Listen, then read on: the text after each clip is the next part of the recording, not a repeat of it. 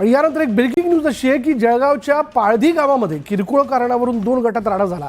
मंत्री गुलाबराव पाटील यांच्या पत्नी वाहनातून जात असताना वाहनाचा धक्का लागल्यावरून 2 गटात वाद झालेला। यानंतर गावातील 3 ते 4 दुकानं पेटवण्यात येऊन काही दुकानांची तोडफोडही करण्यात आली आहे। काही वाहनांनाही समाजकंटकांकडून आग लावण्यात आली। या घटनेनंतर गावात मोठा पोलीस बंदोबस्त तैनात करण्यात आला आहे। उद्या पहाटे 6 वाजेपर्यंत गावात संचारबंदी लागू करण्यात आलेली आहे आणि या प्रकरणी रात्री उशिरापर्यंत पोलिसांनी 7 ते 8 संशयितांना ताब्यात घेतले।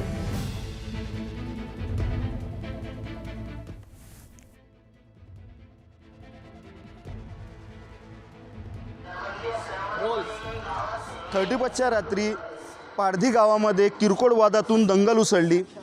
या दंगलीत साधारण 12 ते 15 दुकानेही जळून खाक झालेली आहेत। 50 ते 60 लाखाचं नुकसान झाल्याचं बोललं जात आहे।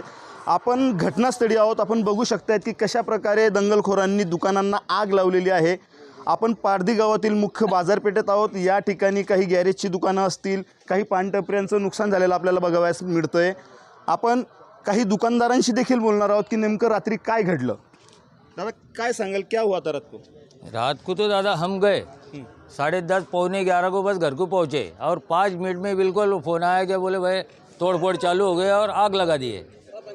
पूरा नई दुकान बनाया था मेरा, पूरा फर्नीचर वगैरह फ्रीज गिरी। किती नुकसान झालंय आपलं? नुकसान तो कम से कम 10 लाख का नुकसान है दादा। कसली दुकान होती आपली? पानटपरी काय जनरल सांगाल, आपलं काय होतं? सर अपनी दुकान है जी। आपण बघू शकतायत की काही दुकानदारांना अक्षरशः अश्रू अनावर झालेले आहेत। आपण या ठिकाणी आहोत। काय सांगाल दादा, काय आपली नुकसान झाले? आपलं कसलं दुकान होतं? माझं जोड्या चप्पलचं दुकान होतं साहेब। मी आत्ता माल भरलेला होता आणि किती लाखाचं नुकसान झालं आपलं? कमीत कमी 15-20 लाखाचं।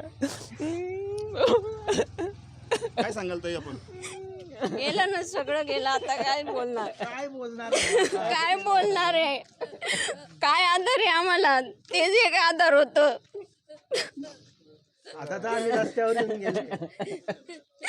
त्याच्यावरतीच आमचं सगळं उठणं बसणं होतं।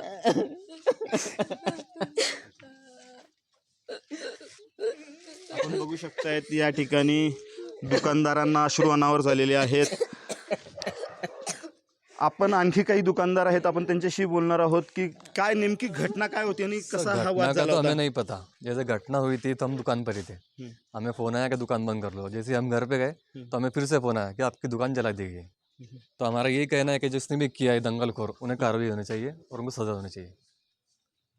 और हमारी जो है भरपाई पूरी हमें चाहिए। 5 से 6 लाख जो भी है हमें चाहिए। ठीक है। दुकानदारांची मागणी आहे की आम्हाला भरपाई मिळाली पाहिजे। आपण काही नागरिक आहेत, आपण त्या नागरिकांशी ही चर्चा करणार आहोत की नेमकं रात्री काय घडलं होतं। काय सांगाल दादा, रात्री नेमकी काय परिस्थिती होती, काय घडलं होतं? काही वाहनाच्या कट लागून विषय झालेला आहे। दोघंही गट एकमेकाला भिडले, कोणी कोणाच्या ऐकण्याच्या याच्यात नव्हतं आणि त्याच्यामध्ये लोकांचे दुकानाची जाळपोळ या ठिकाणी झालेली आपण बघताय।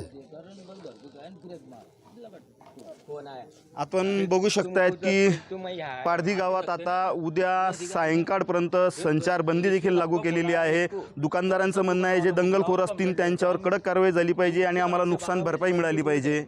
विजय वाघमारे, न्यूज 18 लोकमत, जळगाव।